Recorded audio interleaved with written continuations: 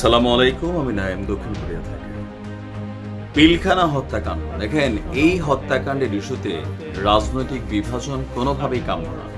আমরা যে দলই করি, কিন্তু গর্বের বাংলাদেশ সেনাবাহিনীর সাথে যেই ঘটনা ঘটেছে বিডিআর বিদ্রোহের নামে, এগুলোর পিছনে যারাই জড়িত, যেই দল, যেই মত, যেই ব্যক্তি, যে অফিসার, প্রত্যেকের দৃষ্টান্ত স্বরূপ বিচার চাওয়া প্রত্যেকটা বাংলাদেশের কামনা হওয়া উচিত। এটাকে কাউন্টার কইরা নানা দিকে প্রভাবিত করার সুযোগ নেই। দর্শক, দীর্ঘদিন পর পিলখানা হত্যাকাণ্ড ইস্যুতে সরব হয়েছে আমাদের সরকার বা বিচারের যেই ডিপার্টমেন্টগুলো আছে। সরকার পতনের পর থেকেই এই পিলখানা হত্যাকাণ্ডের পেছনে মূল নেতৃত্বটা ভেতরে কে দিয়েছে, সহযোগিতা কে করেছে, এই সকল ইস্যুতে একের পর এক তথ্য বের হচ্ছে। পিলখানা হত্যাকাণ্ডের বিষয়ে সাবেক ক্যাপ্টেন অবসরপ্রাপ্ত ডক্টর খান সুবাইল বিন রফিক সাহেব খুবই চাঞ্চল্যকর কিছু তথ্য দিয়েছেন। ইভেন এখানে যে সাবেক বরখাস্তকৃত সেনা কর্মকর্তা জিয়াউল হাসান, তার সম্পর্কে চাঞ্চল্যকর তথ্য এসেছে কিভাবে এই টোটাল নারকীয় হত্যাকাণ্ড ঘটিয়ে বাংলাদেশের সেনাবাহিনীকে ধ্বংস করে দেওয়ার অপকৌশল চালানো হয়েছিল। তিনি বলছেন যে, যিনি আছেন সাবেক ক্যাপ্টেন, তিনি বলছেন যে পুরোটি ঘটনার মাস্টারমাইন্ড ছিল তারেক আহমেদ সিদ্দিক। গত পরশুদিন তৃতীয় মাত্র অনুষ্ঠানে তিনি বেশ কিছু তথ্য দিয়ে বলছেন যে এটাকে বিডিআর বিদ্রোহ বলা উচিত নয়, এটা ছিল পরিকল্পিত হত্যাকাণ্ড। কতিপয় সামরিক, বেসামরিক, রাজনৈতিক নেতৃত্বে প্রত্যক্ষ পরোক্ষভাবে এই ঘটনাটি ঘটেছিল। 2009 সালের 25শে ফেব্রুয়ারি ঘটনাটির সময় আমি MIST-তে ইঞ্জিনিয়ারিং পড়ি।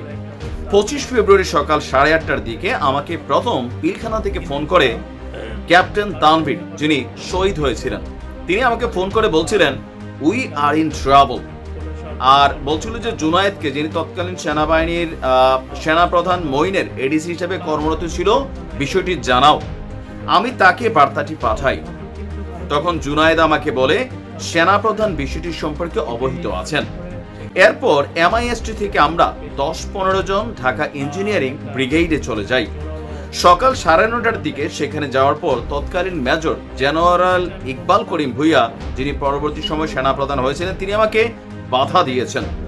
এরপর আমরা 7-8 জন সেনা অফিসার অস্ত্রসহ আমাদের ব্রাদার অফিসার এবং তাদের পরিবারকে বাঁচানোর জন্য আবাহানির মাঠের দিকে রওনা হই। আমাদের উপর কয়েকজন বিডিআর গুলি ছুড়ছিল। এজন্য আমি MIST-র তখনকার কমান্ডার মোহাম্মদ জেনারেল ওয়াদুদকে ফোন করি। তিনিও আমাকে প্রচন্ড গালাগালি করেন। উনি বরং 5 মিনিটের মধ্যে আমাকে সেখান থেকে চলে আসতে বলেন। এই সাবেক কমান্ড ক্যাপ্টেন বলছেন, সেদিন পিলখানায় ঢুকতে পারলে এই গণহত্যা হতো না। 27 ঘন্টা পর ঢুকেছিল সেনাবাহিনী। এর আগেই সেনা অফিসারদেরকে হত্যা করা হয়েছিল। ট্রাকে করে করে পিলখানায় সেনা অফিসারদের অবস্থানের তথ্য দেওয়া হয়েছিল, সেই অনুযায়ী তাদেরকে হত্যার শিকার হতে হয়েছিল। তিনি বলছেন যে আমার দায়িত্ব ছিল সবগুলো তদন্ত কমিটির মধ্যে সমন্বয় করা। সেই হিসাবে আমার কাছে বিভিন্ন তথ্য প্রমাণ রিপোর্ট এসেছিল। সুষ্ঠু তদন্তের ক্ষেত্রে সুনির্দিষ্টভাবে বাধা দেওয়ারও চেষ্টা করা হয়েছে। তিনি বলছেন যে প্রাপ্ত রিপোর্ট সময় দেখতে পাই ঘটনার পরিকল্পনা হয় 2008 সালের ডিসেম্বর থেকে। এর 3 মাস ধরে 25শে ফেব্রুয়ারি পর্যন্ত বিডিআরের 50 জনের মতন সদস্য বিভিন্ন রাজনৈতিক, বেসামরিক ব্যক্তিদের সাথে একাধিকবার বৈঠকও করেছিল। বিভিন্ন গোয়েন্দা সংস্থা এসব তথ্য জানতে পারেনি, এটা সম্পূর্ণ অসত্য, জেনেও তারা গোপন করেছিল। আওয়ামী লীগের একজন সাবেক MP প্রতি শুক্রবার পিলখানা মসজিদে জুমা পড়তেন। নামাজের পর তিনি সেখানে বিডিআর সৈনিকদের সাথে মিটিং করতেন। তার বাসায়ও একাধিক মিটিং হয়েছিল। সেসব মিটিংয়ে আওয়ামী লীগের আরেকজন সাবেক MPও থাকতেন। মিটিংয়ে বিডিআর এর সৈনিকদের উদ্দেশ্যে সাবেক এক MP বলেছিলেন, বেশি মারার দরকার নাই, 2-3 জন অফিসার মেরে ফেললে হয়, বাকিটা আমরা দেখব। এই 2 সাবেক MP হলেন ফজলিনুর তাপস এবং জাহাঙ্গীর কবির নানক। তিনি বলছেন যে তদন্ত কাজে মইনুল ইসলাম এবং আজিজ আহমেদ সহযোগিতা করতেন না, বরং সুনির্দিষ্টভাবে বাধা দেওয়ার চেষ্টা করতেন। তো এখানে আমরা যদি দেখি, দিন শেষে তিনি বলতেন যে তার বক্তব্য হচ্ছে যে 2009 সালের 14 অক্টোবর বিডিআর এর তৎকালীন ডিজি মইনুল ইসলাম ও আমাকে প্রধানমন্ত্রী শেখ হাসিনা তার কার্যালয়ে ডাকেন। আমি প্রধানমন্ত্রীর কাছে তদন্তের রিপোর্ট পেশ করি। তিনি রিপোর্টটি ছুঁড়ে ফেলে বলেন কি আবুল তাবুল রিপোর্ট, যেভাবে ইনস্ট্রাকশন দেওয়া হয়েছে সেভাবে কাজ করতে হবে। তখন মইনুর আমাকে বললেন রিপোর্টের জন্য কোনো রাজনৈতিক নেতার নাম না আসে, পুলিশের রিপোর্টের ভিত্তিতেই সবকিছু করতে হবে, সেনাবাহিনী এবং র্যাবের রিপোর্টের ভিত্তিতে কিছু করা যাবে না। এরপর আবারও আমাদের দুজনকে ডাকা হয়, সেদিনও আমি রিপোর্ট পরিবর্তন করিনি। 361 দিন আমাকে ডিজিএফআইতে রাখা হয়, সেখান থেকে এই আয়নাঘরের শুরু।